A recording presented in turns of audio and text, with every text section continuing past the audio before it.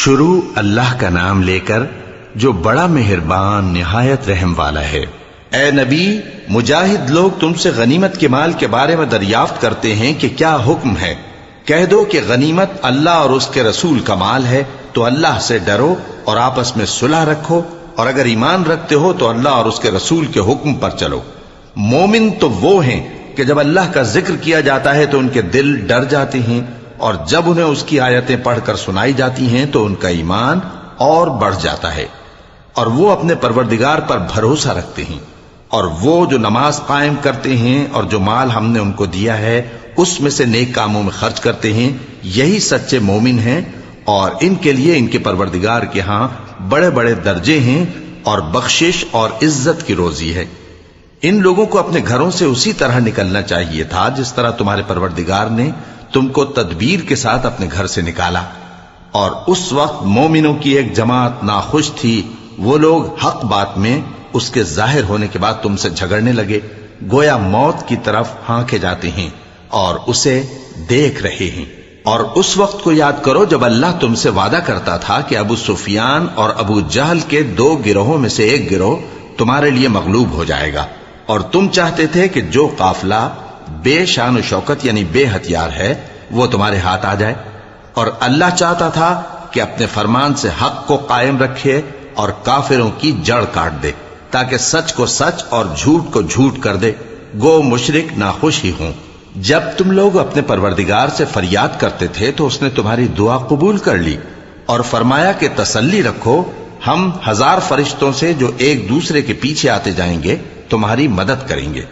اور اس مدد کو اللہ نے محض بشارت بنایا تھا کہ تمہارے دل اس سے اطمینان حاصل کرے، اور مدد تو اللہ ہی کی طرف سے ہے، بے شک اللہ غالب ہے، حکمت والا ہے۔ جب اس نے تمہاری تسکین کے لیے اپنی طرف سے تمہیں نیند کی چادر اڑا دی اور تم پر آسمان سے پانی برسا دیا تاکہ تم کو اس سے نہلا کر پاک کر دے اور شیطانی نجاست کو تم سے دور کر دے، اور اس لیے بھی کہ تمہارے دلوں کو مضبوط کر دے اور اس سے تمہارے پاؤں جمائے رکھے۔ جب تمہارا پروردگار فرشتوں کو ارشاد فرماتا تھا کہ میں تمہارے ساتھ ہوں، تم مومنوں کو تسلی دو کہ ثابت قدم رہیں، میں ابھی کافروں کے دلوں میں روب و ہیبت ڈالے دیتا ہوں، سو ان کی گردنیں اڑا دو اور ان کی پور پور توڑ دو۔ یہ سزا اس لیے دی گئی کہ انہوں نے اللہ اور اس کے رسول کی مخالفت کی، اور جو شخص اللہ اور اس کے رسول کی مخالفت کرتا ہے تو اللہ بھی سخت عذاب دینے والا ہے۔ یہ مزہ تو یہاں چکھو، اور یہ سمجھ لو کہ کافروں کے لیے آخرت میں دوزخ کا عذاب بھی تیار ہے۔ اے اہل ایمان، جب میدان جنگ میں کفار سے تمہارا مقابلہ ہو تو ان سے پیٹھ نہ پھیرنا، اور جو شخص جنگ کے روز اس صورت کے سوا کہ لڑائی کے لیے کنارے کنارے چلے یعنی حکمت عملی سے دشمن کو مارے یا اپنی فوج میں جا ملنا چاہے، ان سے پیٹھ پھیرے گا تو سمجھو کہ وہ اللہ کے غضب میں گرفتار ہو گیا، اور اس کا ٹھکانہ دوزخ ہے، اور وہ بہت ہی بری جگہ ہے۔ پس تم لوگوں نے ان کفار کو قتل نہیں کیا بلکہ اللہ نے انہیں قتل کیا، اور اے نبی، جس وقت تم نے کنکریاں پھینکی تھیں تو وہ تم نے نہیں پھینکی تھی بلکہ اللہ نے پھینکی تھی۔ اس سے غرض یہ تھی کہ مومنوں کو اپنے احسانوں سے اچھی طرح آزما لے، بے شک اللہ سنتا ہے، جانتا ہے۔ ہوا بھی یوں ہی، اور کچھ شک نہیں کہ اللہ کافروں کی تدبیر کو کمزور کر دینے والا ہے۔ کافروں، اگر تم فیصلہ چاہتے ہو تو تمہارے پاس فیصلہ آ چکا، اگر تم اپنے افعال سے باز آ جاؤ تو تمہارے حق میں بہتر ہے، اور اگر پھر نافرمانی کرو گے تو ہم بھی پھر تمہیں عذاب کریں گے، اور تمہاری جماعت خواہ کتنی ہی بڑی ہو تمہارے کچھ بھی کام نہ آئے گی، اور اللہ تو مومنوں کے ساتھ ہے۔ اے ایمان والو، اللہ اور اس کے رسول کے حکم پر چلو اور اس سے روگردانی نہ کرو جبکہ تم سنتے بھی ہو، اور ان لوگوں جیسے نہ ہونا جو کہتے ہیں کہ ہم نے سن لیا مگر حقیقت میں نہیں سنتے۔ کچھ شک نہیں کہ اللہ کے نزدیک تمام جانداروں میں بدترین وہ بہرے گونگے لوگ ہیں جو عقل سے کام نہیں لیتے،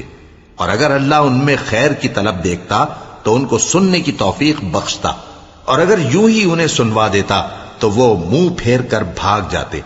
مومنوں، اللہ اور اس کے رسول کا حکم قبول کرو، جبکہ رسول تمہیں ایسے کام کے لیے بلاتے ہیں جو تم کو زندگی جاوداں بخشتا ہے، اور جان رکھو کہ اللہ آدمی اور اس کے دل کے درمیان حائل ہو جاتا ہے۔ اور یہ بھی کہ تم سب اس کے روبرو جمع کیے جاؤ گے.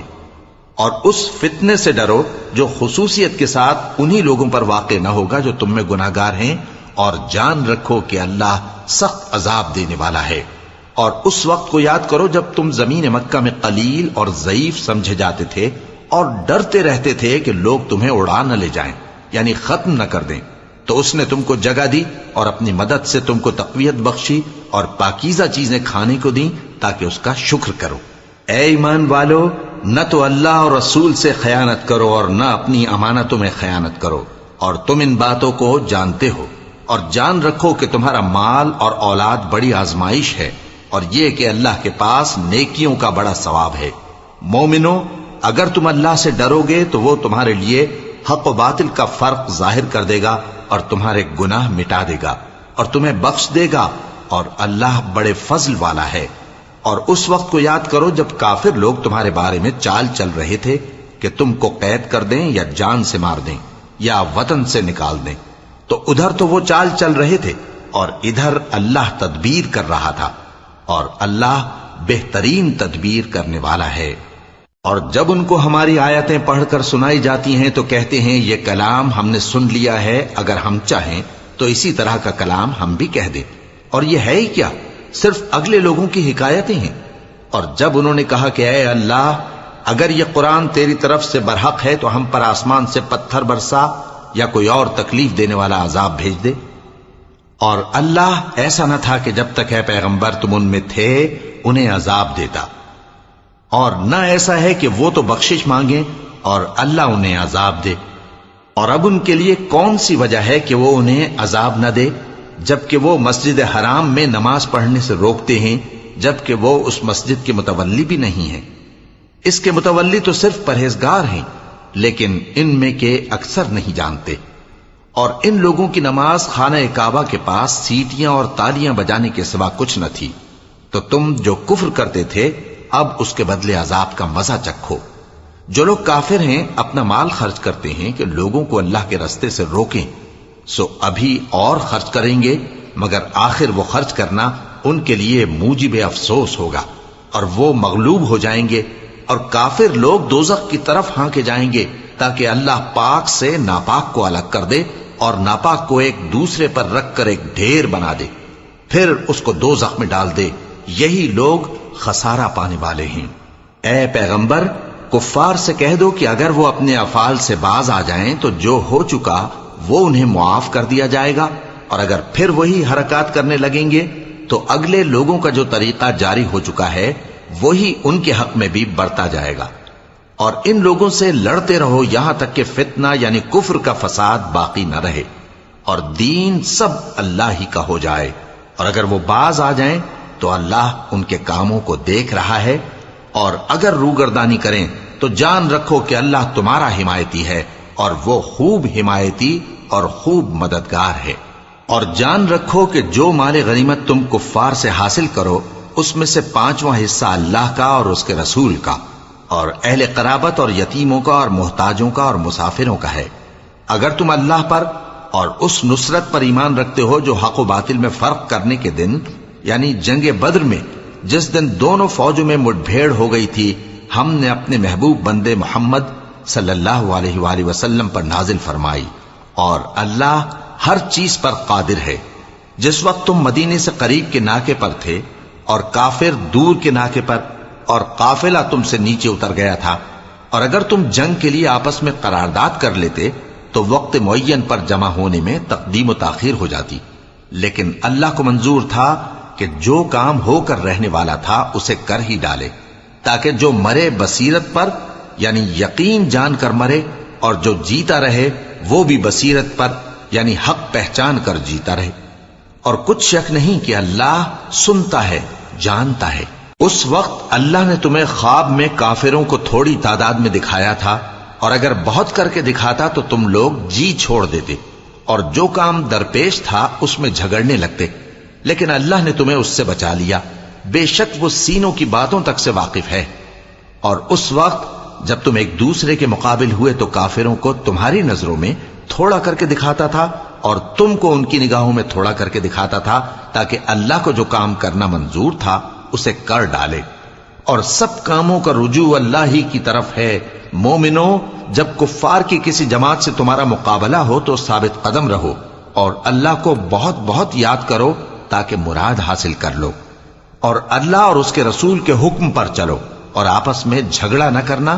کہ ایسا کرو گے تو تم بزدل ہو جاؤ گے اور تمہاری ہوا اکھڑ جائے گی، اور صبر سے کام لو کہ اللہ صبر کرنے والوں کا مددگار ہے۔ اور ان لوگوں جیسے نہ ہونا جو اتراتے ہوئے یعنی حق کا مقابلہ کرنے کے لیے اور لوگوں کو دکھانے کے لیے گھروں سے نکل آئے اور لوگوں کو اللہ کی راہ سے روکتے ہیں، اور جو اعمال یہ کرتے ہیں اللہ ان کا احاطہ کیے ہوئے ہے۔ اور جب شیطان نے ان کے اعمال ان کو آراستہ کر دکھائے اور کہا کہ آج کے دن لوگوں میں سے کوئی تم پر غالب نہ ہوگا اور میں تمہارا رفیق ہوں، لیکن جب دونوں فوجیں ایک دوسرے کے مقابل صف آرا ہوئیں تو پسپا ہو کر چل دیا اور کہنے لگا کہ مجھے تم سے کوئی واسطہ نہیں، میں تو ایسی چیزیں دیکھ رہا ہوں جو تم نہیں دیکھ سکتے، مجھے تو اللہ سے ڈر لگتا ہے اور اللہ سخت عذاب کرنے والا ہے۔ اس وقت منافق اور کافر جن کے دلوں میں بیماری تھی کہتے تھے کہ ان لوگوں کو ان کے دین نے مغرور کر رکھا ہے، اور جو شخص اللہ پر بھروسہ رکھتا ہے تو اللہ غالب ہے، حکمت والا ہے۔ اور کاش تم اس وقت کی کیفیت دیکھو جب فرشتے کافروں کی جانیں نکالتے ہیں کہ ان کے چہروں اور پیٹھوں پر مارتے جاتے ہیں اور کہتے ہیں اب آگ کے عذاب کا مزہ چکھو، یہ ان اعمال کی سزا ہے جو تمہارے ہاتھوں نے آگے بھیجی ہیں۔ اور یہ جان رکھو کہ اللہ بندوں پر ظلم نہیں کرتا، جیسا حال فرعونیوں اور ان سے پہلے لوگوں کا ہوا تھا ویسا ہی ان کا ہوا کہ انہوں نے اللہ کی آیتوں سے کفر کیا تو اللہ نے ان کے گناہوں کی سزا میں ان کو پکڑ لیا۔ بے شک اللہ زبردست ہے، سخت عذاب دینے والا ہے۔ یہ اس لیے کہ جو نعمت اللہ کسی قوم کو دیا کرتا ہے جب تک وہ خود اپنے دلوں کی حالت نہ بدل ڈالیں اللہ اسے نہیں بدلا کرتا، اور اس لیے کہ اللہ سنتا جانتا ہے۔ جیسا حال فرعونیوں اور ان سے پہلے لوگوں کا ہوا تھا ویسا ہی ان کا ہوا۔ انہوں نے اپنے پروردگار کی آیتوں کو جھٹلایا تو ہم نے ان کو ان کے گناہوں کے سبب ہلاک کر ڈالا اور فرعونیوں کو ڈبو دیا، اور وہ سب ظالم تھے۔ جانداروں میں سب سے بدتر اللہ کے نزدیک وہ لوگ ہیں جو کافر ہیں، سو وہ ایمان نہیں لاتے۔ جن لوگوں سے تم نے صلح کا عہد کیا ہے پھر وہ ہر بار اپنے عہد کو توڑ ڈالتے ہیں اور اللہ سے نہیں ڈرتے، اگر تم ان کو لڑائی میں پاؤ تو انہیں ایسی سزا دو کہ جو لوگ ان کے پس پشت ہوں وہ ان کو دیکھ کر بھاگ جائیں، عجب نہیں کہ ان کو اس سے عبرت ہو۔ اور اگر تم کو کسی قوم سے دغابازی کا خوف ہو تو ان کا عہد انہی کی طرف پھینک دو کہ اس طرح تم سب برابر ہو جاؤ۔ کچھ شک نہیں کہ اللہ دغابازوں کو دوست نہیں رکھتا، اور کافر یہ خیال ہرگز نہ کریں کہ وہ آگے نکل گئے ہیں،